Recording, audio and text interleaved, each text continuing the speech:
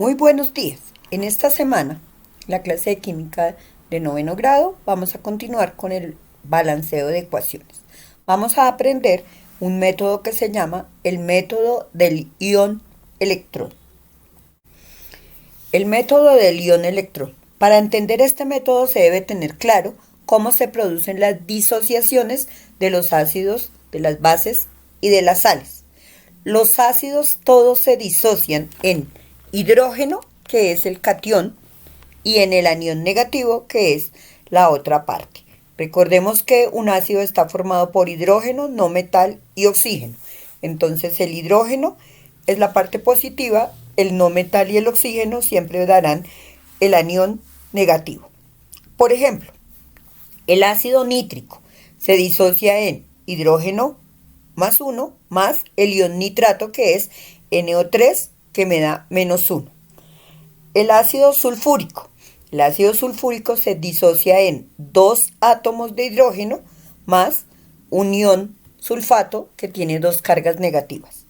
El ácido fosfórico se disocia en 3 átomos de hidrógeno y un ion fosfato que tiene carga -3. Las bases se disocian en el catión positivo y el anión, que es el grupo hidroxilo. El catión positivo siempre lo van a formar los metales. Por ejemplo, el hidróxido de sodio se disocia en sodio más 1 más hidroxilo menos 1. El magnesio, el hidróxido de magnesio se disocia en magnesio más 2 y en 2 iones hidroxilo. El hidróxido de aluminio se disocia en un ion aluminio que tiene estado de oxidación más 3 iones hidroxilo. Las sales se disocian en los iones correspondientes, catión positivo y anión negativo. Recordemos que las sales están formadas por metal, no metal o metal, no metal y oxígeno según si es una sal oxisal o si es una sal aloidea. El cloruro de plata se disocia en plata más 1, cloruro menos 1. El nitrato cúprico se disocia en el ion cúprico, que es cobre más 2, y en 2 iones nitrato menos 1. Esa es la forma en que se disocian. Entonces vamos a mirar que para trabajar con el método del ion electrón, teniendo en cuenta cómo se disocian, vamos a seguir los siguientes pasos. Si la ecuación está en forma molecular, hay que pasarla a la forma iónica, es decir, hay que hacer las disociaciones. Hay que tener en cuenta que las sustancias elementales o elementos libres, los óxidos, el agua y el peróxido de hidrógeno, no se disocian. Solo se disocian los electrolitos, es decir, los ácidos, las bases y las sales. Segundo paso, se escribe por separado el esqueleto de las ecuaciones iónicas parciales del agente oxidante y del agente reductor. Se balancea por tanteo los átomos distintos del hidrógeno y el oxígeno. Se igualan los átomos de oxígeno agregando moléculas de agua para balancear los oxígenos. Se igualan los átomos de hidrógeno donde falta el hidrógeno. Contar la carga total en ambos lados de cada ecuación parcial y agregar electrones en el miembro deficiente con carga negativa o que tenga exceso de carga positiva.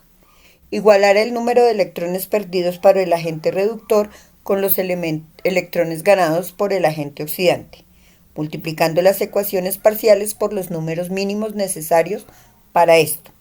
Se suman las dos reacciones cancelando cualquier cantidad de electrones, iones hidrógeno, iones OH y agua que aparezcan en ambos lados, con lo cual se obtendrá la ecuación finalmente balanceada. Si la ecuación fue dada originalmente en forma iónica, esta es la representación del problema.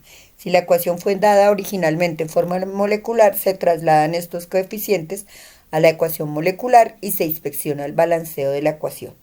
Vamos a explicar aquí un ejemplo. Tenemos yodo más ácido nítrico que me produce ácido yódico, más NO más H2O. Esa es la forma molecular. Vamos a disociar. El yodo se encuentra en estado libre, entonces él no se disocia. El ácido nítrico se disocia en H más NO3. El ácido yódico también se disocia en H+, y el ion yodato y O3, el NO más el H2O.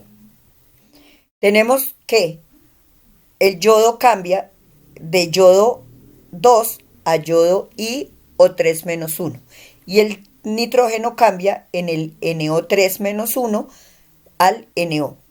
Es decir, hacemos el balanceo de la ecuación iónica. En un miembro de la ecuación tenemos dos yodos, en el otro lado debemos tener dos yodos. El nitrógeno, hay uno en los reactivos iónicos y uno en los productos. Para balancear la ecuación, entonces, como tenemos 6 átomos de oxígeno en el 2 por 3, 6, entonces hacemos lo que se decía allí, se agrega agua igual para balancear la cantidad de oxígenos. Entonces nos quedaría I2 más 6 moléculas de agua, me quedaría, para balancear, me quedarían 2 yodos, 6 oxígenos y 6 oxígenos al otro lado. Como agregamos 6 aguas, agregamos 6 átomos de hidrógeno, vamos a mirar qué pasa con el hidrógeno en la otra ecuación. Como tenemos NO3-1, NO más H2O.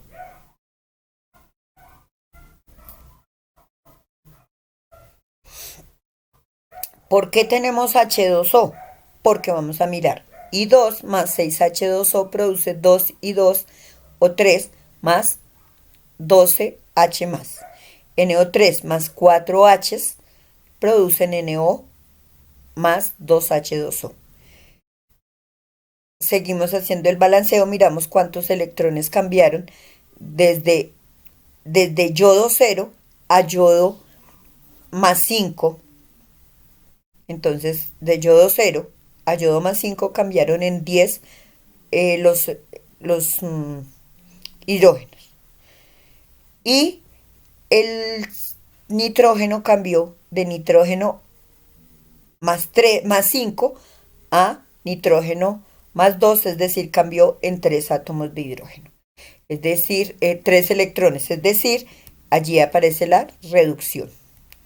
Una vez tenemos ya estas ecuaciones, entonces decimos que los electrones ganados deben ser iguales a los electrones perdidos, entonces multiplicamos la ecuación de arriba por 3 y la ecuación de abajo por 10 para que nos dé el número de electrones perdidos igual al número de electrones ganados. Una vez hacemos esta operación, entonces encontramos que nos da 3 yodo más 18 aguas que producen 6 iones yodato más 36 H's más 30 electrones. Hacemos la misma multiplicación en la otra, 10 iones nitrato más 40 hidrógenos más 30 electrones me producen 10 nitrógenos, 10 NO más 20 aguas. Al hacer la reducción quitamos los electrones ganados iguales a los electrones perdidos y miramos cuáles son las moléculas de agua. Tenemos que 3 I2 más 10 HNO3 producen 6 HIO3 más 10 NO más 2 H2O.